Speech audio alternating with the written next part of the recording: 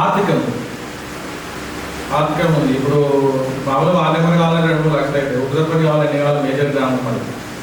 అంటే నా చుట్టూ ఉన్న వాళ్ళు మా దగ్గర వాళ్ళు కావచ్చు అందరూ కూడా అప్పటికప్పుడు అమౌంట్ తీసుకొచ్చి నన్ను ఉపసర్పంచ్ చేసి, అంటే వార్డు నెంబర్లు కొనాలి కదా, వాళ్ళు ఆ వార్డు 2 లక్షలు పెడతారు, 1,00,000 పెడతారు, వాళ్ళు ఎక్కడ కొనాలి?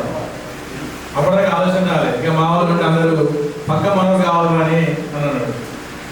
అయితే నేను వార్డు నెంబర్ వేసేటప్పుడు మా నాన్న అన్నాడు, మనకు అవసరం రాజకీయాలు అని చెప్పాడు. మనకు అవసరం లేదు, ఎవరికి అవసరం ఉంటుంది పాపం అంటే. ఏదైనా నేను ఎక్కడ దొరలకు జీతం ఉన్నా అన్నాడు. మనకు చాలా దుఃఖం అనిపించింది. దొరలకు జీతం ఉన్నా అంటే మన వార్డు నెంబర్ వేయాలి, ప్రజాపతి కావాలి. ఒక 20 సంవత్సరాల మధ్య మా నాన్న మమ్మల్ని విడిచిపెట్టి దేశం పోయాడు. 20 సంవత్సరాలు 20 సంవత్సరాలు జీరో ఉన్నటువంటి మాకు భూమి సంపాదించాడు, పెద్ద ఇల్లు కట్టాడు. నేను చదువుకునే క్రమంలో సమాజాన్ని చదువుతున్నాము. ఇవన్నీ చదివే క్రమంలో చాలా విషయాలు తెలుస్తున్నాయి. ఎందుకంటే మా తాత రాజకీయం కాదు, మా నాన్న రాజకీయం కాదు, మా కుటుంబాలు ఎవరు కూడా రాజకీయం